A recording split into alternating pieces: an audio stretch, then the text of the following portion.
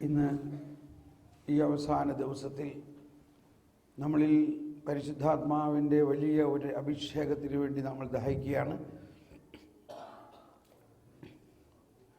പരിശുദ്ധ അമ്മയുടെ മധ്യസ്ഥത്തിൽ 9 ദിവസം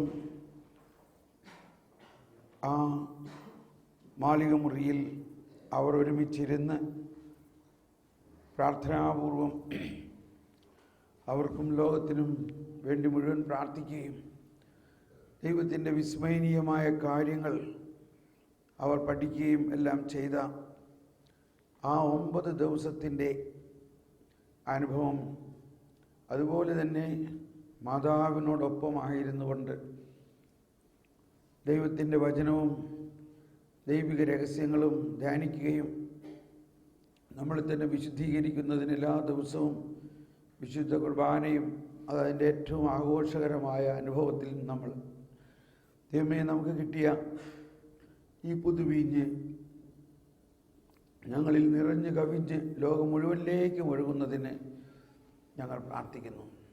പരിശുദ്ധാത്മാവേ, നമുക്ക് പ്രാർത്ഥിക്കാം. എന്നിൽ വസിക്കുന്ന പരിശുദ്ധാത്മാവേ, എൻ്റെ ആത്മാവിൽ നിറയണമേ, എന്നിൽ നിറയണമേ, എൻ്റെ മനസ്സാക്ഷിയിൽ നിറയണമേ. എന്നിൽ വസിക്കുന്ന പരിശുദ്ധാത്മാവേ, എല്ലാ വരദാനങ്ങളും എന്നിൽ നിറയണമേ. ലോകം മുഴുവനിലേക്കും പടരുന്നതിന് എന്നെ അനുഗ്രഹിക്കണമേ. എന്നിൽ വസിക്കുന്ന പരിശുദ്ധാത്മാവേ, എന്നിൽ കത്തി പടരണമേ. ജീവജലത്തിന് അരുവിയായി നിറഞ്ഞ് കവിഞ്ഞൊഴുകണമേ. എന്നിൽ വസിക്കുന്ന പരിശുദ്ധാത്മാവേ, എന്നിൽ കത്തി പടരണമേ. ജീവജലത്തിന് അരുവിയായി നിറഞ്ഞ് കവിഞ്ഞൊഴുകണമേ. എന്നിൽ വസിക്കുന്ന പരിശുദ്ധാത്മാവേ, എന്നിൽ കത്തി പടരണമേ. ആത്മാവേ, പരിശുദ്ധാത്മാവേ, ആത്മാവേ, പരിശുദ്ധാത്മാവേ, എന്നിൽ കത്തി പടരണമേ.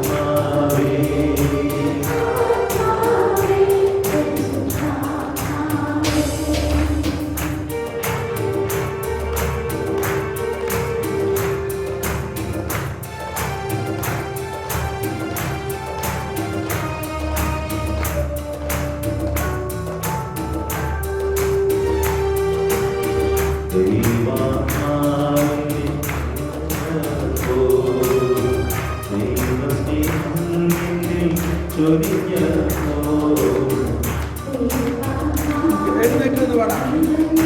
എല്ലാവരും എഴുന്നേറ്റ്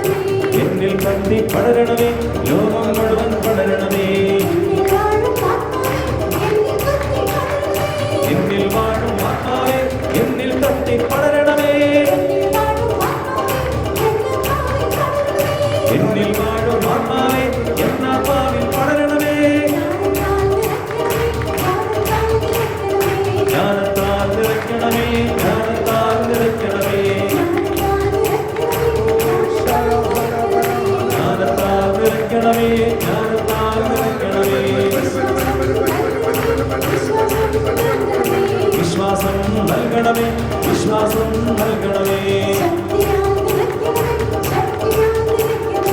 ശക്തിയാൽ നിറയ്ക്കണമേ, ശക്തിയാൽ നിറയ്ക്കണമേ. വചനത്താൽ നിറയ്ക്കണമേ, വചനത്താൽ നിറയ്ക്കണമേ. സ്നേഹത്താൽ നിറയ്ക്കണമേ, സ്നേഹത്താൽ നിറയ്ക്കണമേ. അഭിഷേകം ചൊരിയണമേ, അഭിഷേകം ചൊരിയണമേ. അഭിഷേകം ചൊരിയണമേ, അഭിഷേകം ചൊരിയണമേ. എന്നിൽ വാഴും ആത്മാവേ, അഭിഷേകം ചൊരിയണമേ. എന്നിൽ വാഴും ആത്മാവേ, അഭിഷേകം ചൊരിയണമേ. ശക്തിയാൽ നിറയ്ക്കണമേ, ശക്തിയാൽ നിറയ്ക്കണമേ. ശക്തിയാൽ നിറയ്ക്കണമേ, ശക്തിയാൽ നിറയ്ക്കണമേ. അഭിഷേകം ചൊരിയണമേ, അഭിഷേകം ചൊരിയണമേ. വരദാനങ്ങൾ ചൊരിയണമേ, വരദാനങ്ങൾ ചൊരിയണമേ. വരദാനങ്ങൾ ചൊരിയണമേ, വരദാനങ്ങൾ ചൊരിയണമേ. ഭാഷാവരം നൽകണമേ, ഭാഷാവരം നൽകണമേ.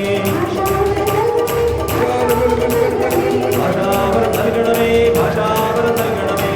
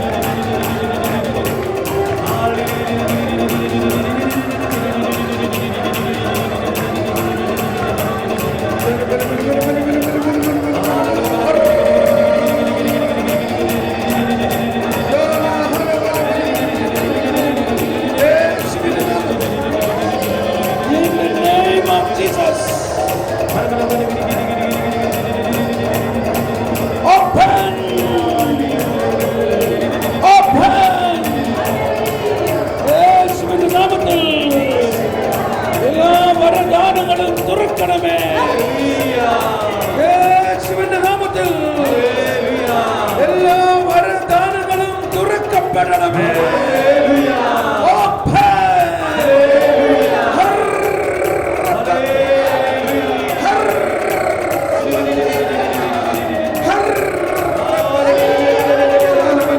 എല്ലാവരും ഭാഷാവൃത്തം ശ്രദ്ധിച്ചുകൊണ്ട്, എല്ലാവരും ഭാഷാവൃത്തം ശ്രദ്ധിച്ചുകൊണ്ട്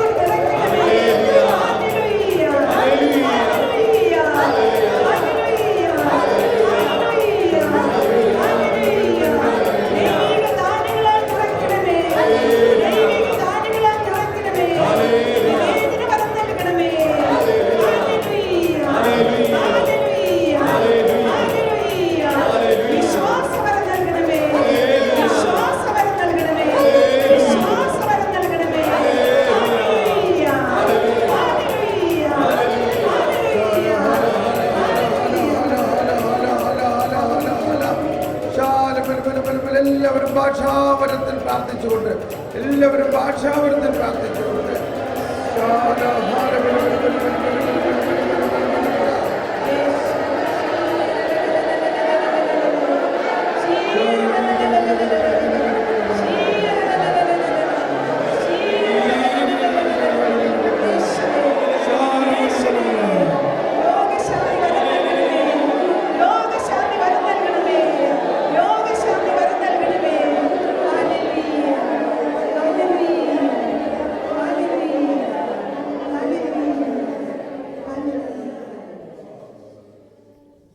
ത്രിത്വൈക ദൈവം നമ്മിൽ തന്നെ വാഴുന്നു.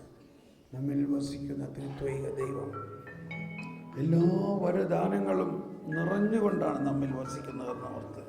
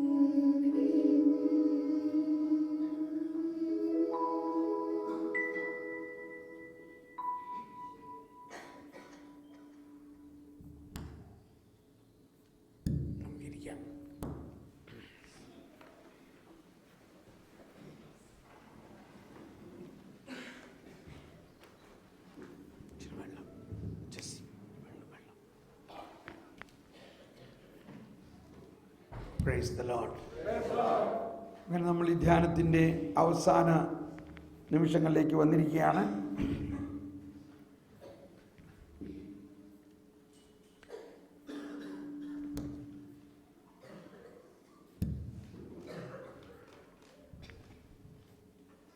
സാധാരണ അവസാന ദിവസങ്ങളിൽ പരിശുദ്ധാത്മാവിനെ കുറിച്ചാണ് ഇല്ലേ?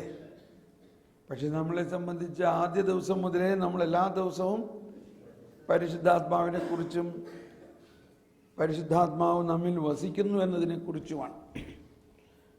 അപ്പോൾ പരിശുദ്ധാത്മാവ് മാത്രമല്ല, ത്രിത്വൈക ദൈവം തന്നെ നമ്മിൽ വസിക്കുന്നു, ജീവിക്കുന്നു, നമ്മളെ നയിക്കുന്നു. അതുകൊണ്ടാണ് പൗലോസ് ശ്ലീഹയുടെ ലേഖനങ്ങളിൽ ആത്മാവിനാൽ നയിക്കുന്നവരാണ് ദൈവമക്കൾ. 8-ാം അധ്യായത്തിൽ റോമാക്കാർക്ക് എഴുതിയ ലേഖനം 8-ാം അധ്യായത്തിൽ 14-ാമത്തെ വചനത്തിൽ പറയുന്നത് ഇതാണ്: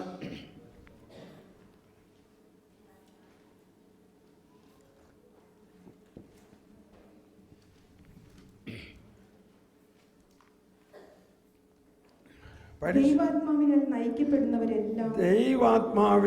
നയിക്കപ്പെടുന്നവരെല്ലാം ദൈവത്തിന്റെ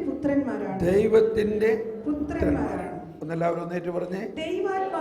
ദൈവാത്മാവിനാൽ നയിക്കപ്പെടുന്നവരെല്ലാം ദൈവത്തിന്റെ പുത്രന്മാരാണ്. ദൈവാത്മാവിനാൽ നയിക്കപ്പെടുന്നവരെല്ലാം. ഇവിടെ രണ്ട് കാര്യമാണ്. ഒന്ന്, ദൈവാത്മാവിനാൽ നിറയപ്പെടുക. പക്ഷെ അത് മാത്രം പോരാ, ദൈവാത്മാവിനാൽ നയിക്കപ്പെടുക. എന്നാൽ ഇതിൻ്റെ മധ്യത്തിൽ ദൈവാത്മാവ് നമ്മളിൽ നിറയുമ്പോൾ നമ്മളിൽ സംഭവിക്കുന്നത് എന്താ? 1 കൊരിന്ത്യസ് 1:30 നമ്മൾ വായിച്ചു, യേശുക്രിസ്തുവിലുള്ള നിങ്ങളുടെ ജീവിതത്തിൻ്റെ ഉറവിടം അവിടുന്ന് തന്നെയാണ്. യേശുക്രിസ്തുവിലുള്ള നിങ്ങളുടെ ജീവിതത്തിന്റെ ഉറവിടം അവിടുന്നാണ്. ദൈവം, അവനെല്ലാവരും ഏറ്റു പറഞ്ഞുകൊണ്ട്, ദൈവം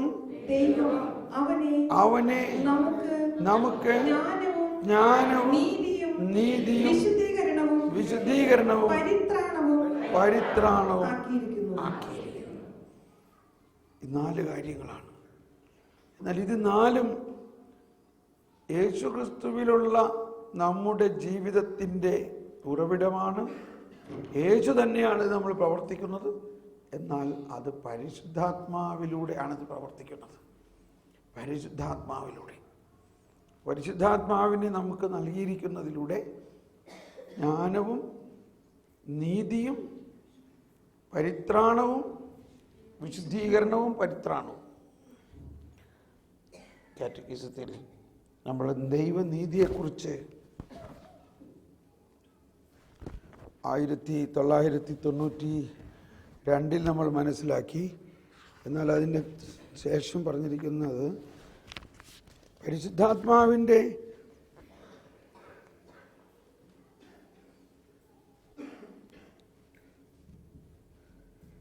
(1994) പറയുന്നത്, യേശുക്രിസ്തുവിൽ പ്രകടമാക്കപ്പെട്ടതും പരിശുദ്ധാത്മാവിലൂടെ നൽകപ്പെടുന്നതുമായ ദൈവസ്നേഹത്തിൻ്റെ ഏറ്റവും ശ്രേഷ്ഠമായ പ്രവൃത്തിയാണ് നീതീകരണം. എല്ലാവരും പറഞ്ഞേ, യേശുക്രിസ്തുവിൽ പ്രകടമാക്കപ്പെട്ടതും പരിശുദ്ധാത്മാവിലൂടെ നൽകപ്പെടുന്നതുമായ ദൈവസ്നേഹത്തിൻ്റെ ഏറ്റവും ശ്രേഷ്ഠമായ പ്രവൃത്തിയാണ് നീതീകരണം.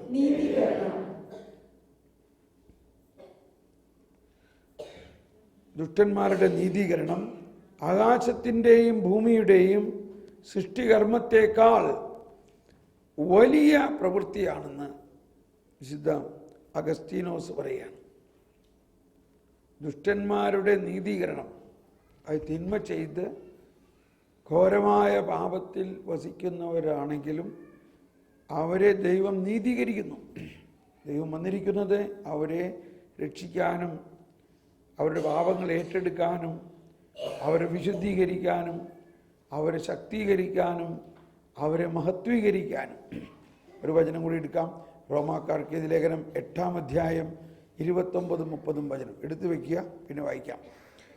ദുഷ്ടന്മാരുടെ നീതീകരണം ആകാശത്തിൻ്റെയും ഭൂമിയുടെയും സൃഷ്ടികർമ്മത്തേക്കാൾ വലിയ പ്രവൃത്തിയാണ്. കാരണം ആകാശവും ഭൂമിയും കടന്നു പോകും, എന്നാൽ തിരഞ്ഞെടുക്കപ്പെട്ടവരുടെ രക്ഷയും നീതീകരണവും കടന്നു പോവുകയില്ല എന്ന് വിശുദ്ധ അഗസ്തീനോസ് അഭിപ്രായപ്പെടുന്നു.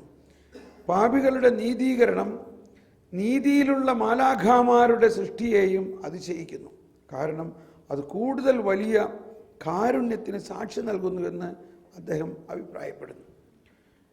ഇതാണ് ഏറ്റവും മനസ്സിലാക്കാൻ ബുദ്ധിമുട്ടുള്ളൊരു കാര്യം.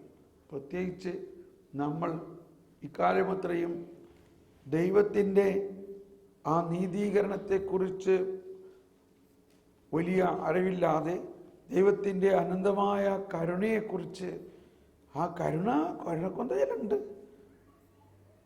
കരുണയുടെ നൊവേന ചിലുണ്ട്. എന്നാൽ കരുണയെന്ന് പറഞ്ഞാൽ എന്താ? അതാർക്കും അറിഞ്ഞൂടാ. കരുണ എന്നത് ഏറ്റവും വലിയ പാപിയോട് ദൈവത്തിനുള്ള വാത്സല്യത്തെയാണ്. ദൈവത്തിലുള്ള വാത്സല്യം.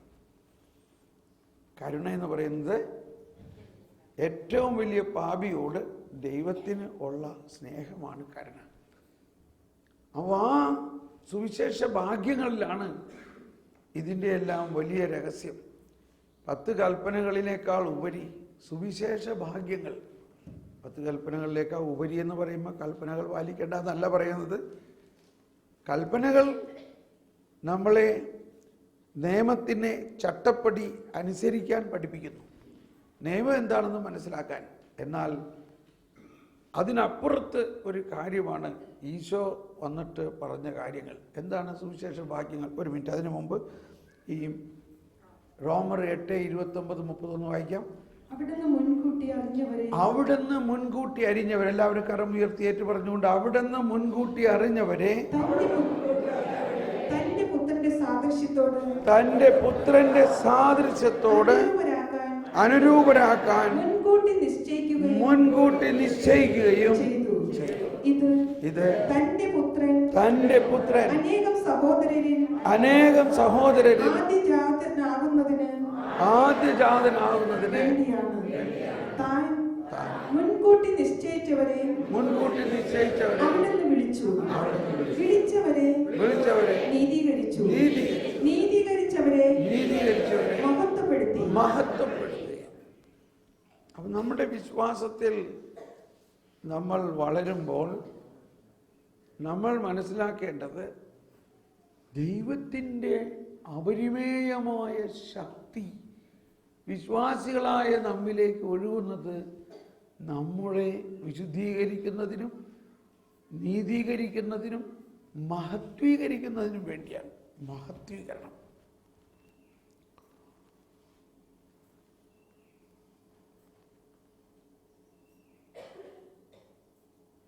വേറെ ഇപ്പം നമ്മൾ വേറൊരു വചനം പറഞ്ഞായിരുന്നു. അപ്പോൾ സുവിശേഷ ഭാഗ്യങ്ങളിലൂടെ ഒന്ന് കടന്നു പോകുമ്പോൾ നമുക്ക് മനസ്സിലാവും എന്താണ് ഈ പുതിയ നിയമം. യേശു വന്നിരിക്കുന്നത് ഏത് നിയമം തരാനാണ്, എങ്ങനെയാണ് അത് പഴയ നിയമത്തിൽ നിന്ന് വ്യത്യസ്തം. ഒന്ന് വായിക്കാം. മത്തായിയുടെ സുവിശേഷം 5-ാം അധ്യായം 3 മുതലുള്ള വചനങ്ങൾ വായിക്കാം. മത്തായിയുടെ സുവിശേഷം. ആത്മാവിൽ ദരിദ്രരായവർ ഭാഗ്യവാന്മാർ, സ്വർഗരാജ്യം അവരുടേതാണ്. എല്ലാവരും വിലപിക്കുന്നവർ ഭാഗ്യവാന്മാർ, അവർ ശാന്തശീലർ ഭാഗ്യവാന്മാർ, അവർ ഭൂമി അവകാശം. നീതിക്ക് വേണ്ടി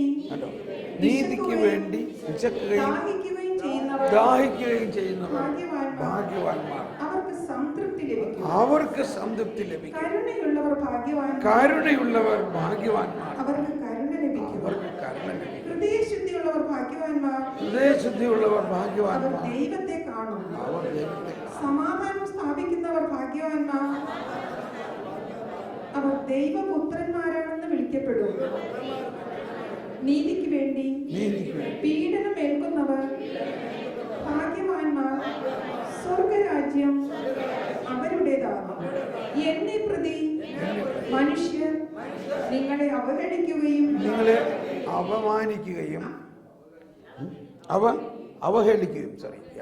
അവഹേളിക്കുകയും പീഡിപ്പിക്കുകയും എല്ലാവിധ തിന്മകളും നിങ്ങൾക്കെതിരെ വ്യാജമായി പറയുകയും ചെയ്യുമ്പോൾ നിങ്ങൾ സ്വർഗത്തിൽ നിങ്ങളുടെ പ്രതിഫലം വലുതായിരിക്കും.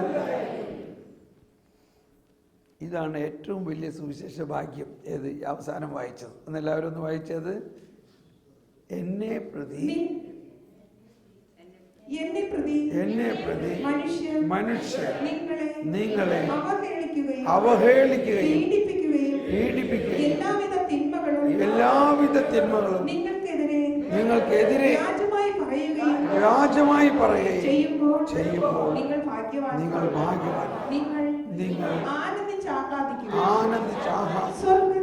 സ്വർഗത്തിൽ നിങ്ങളുടെ പ്രതിഫലം വലുതായിരിക്കും.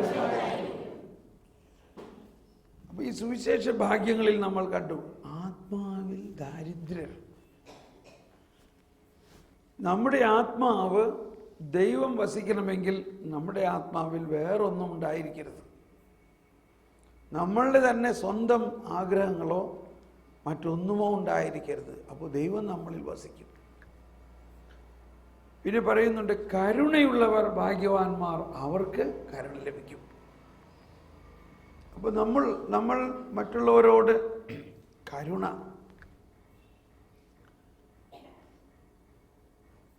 നീതിക്ക് വേണ്ടി വിശപ്പും ദാഹവും. അപ്പോൾ ദൈവനീതിക്ക് വേണ്ടി രണ്ട് സ്ഥലത്ത് അങ്ങനെ പറയുന്നുണ്ട്, നീതിക്ക് വേണ്ടി. അപ്പോൾ ദൈവരാജ്യത്തിൻ്റെ രഹസ്യങ്ങളാണ് ഈ സുവിശേഷ ഭാഗ്യങ്ങളിൽ പറഞ്ഞിരിക്കുന്നത്. എന്നാൽ ഇതെല്ലാം പ്രവർത്തിക്കുന്നത് പരിശുദ്ധാത്മാവിലൂടെയാണ്. ഈ ദൈവനീതിയും ദൈവത്തിൻ്റെ കരുണയും എല്ലാം നമ്മുടെ ആത്മാവിലേക്ക് ഒഴുകുന്നത് പരിശുദ്ധാത്മാവിലൂടെയാണ്. അതുകൊണ്ടാണ് ഈശോ പറഞ്ഞത്, അപ്പസ്തോല പ്രവർത്തനത്തിൻ്റെ ആദ്യ അധ്യായങ്ങളിൽ ആദ്യത്തെ അധ്യായം 8-ാമത്തെ വചനത്തിൽ പറയാണ്, പരിശുദ്ധാത്മാവ് നിങ്ങളുടെ മേൽ വന്നു കഴിയുമ്പോൾ നിങ്ങൾ ശക്തി പ്രാപിക്കും. എന്നാൽ നമ്മളെ സംബന്ധിച്ച് പരിശുദ്ധാത്മാവ് നമ്മളിൽ വന്നു കഴിഞ്ഞിരിക്കുന്നു. യേശുവിൻ്റെ പുനരുത്ഥാനം കഴിഞ്ഞ് സ്വർഗാരോഹണം കഴിഞ്ഞ് പന്തക്കോസ്തായിലേക്ക് പോകുന്ന സാഹചര്യത്തിലാണ് ഈശോ ഇത് പറയുന്നത്. പരിശുദ്ധാത്മാവ് വന്നു കഴിയുമ്പോൾ നിങ്ങൾ ശക്തി പ്രാപിക്കും. അപ്പം എന്ത് സംഭവിക്കും? നിങ്ങൾ എൻ്റെ സാക്ഷികളാണ്. അതായത് ഞാൻ ഈ കൊണ്ടുവന്നിരിക്കുന്ന ഈ പുതിയ രാജ്യം, ഈ പുതിയ സുവിശേഷം നിങ്ങൾ പ്രഘോഷിക്കുകയും അതിൻ്റെ അനുഭവസ്ഥരായി നിങ്ങൾ മാറും, അതിൻ്റെ സാക്ഷികളാകും. അപ്പോൾ സാക്ഷി നമ്മൾ സാക്ഷ്യപ്പെടുത്താം. ഞാനിവിടെ വന്ന് മാതാവിൻ്റെ അടുത്ത് സാക്ഷ്യപ്പെടുത്തിക്കോളാം, എൻ്റെ രോഗം മാറാണെങ്കിൽ സാക്ഷ്യപ്പെടുത്തിക്കോളാം. അങ്ങനത്തെ സാക്ഷ്യം തന്നെയാണ്. പക്ഷേ ഇവിടെ ഉദ്ദേശിക്കുന്നത് യേശു നൽകുന്ന ആ പുതിയ അഭിഷേകം, ആ പുതിയ രാജ്യം, അതിൻ്റെ അനുഭവത്തിൻ്റെ സാക്ഷി. ആ വ്യക്തി പഴയ രാജ്യത്തിൽ നിന്നും, പഴയ തോൽക്കുടത്തിൽ നിന്നും, പഴയ വസ്ത്രത്തിൽ നിന്നും, പഴയ തത്വത്തിൽ നിന്നെല്ലാം മാറി ഈ ഒരു പുതിയ നീതിയിലേക്ക് വന്നിരിക്കുന്നു. വിശ്വാസികളായ നമ്മിലേക്ക് ഒഴുകുന്ന ആ ദൈവശക്തി. എഫേസോസുകാർക്ക് എഴുതിയ ലേഖനത്തിൽ 1-ാം അധ്യായത്തിൽ 17 മുതൽ 19-20 വരെ വചനങ്ങളിൽ നമുക്കൊന്ന് വായിക്കാം.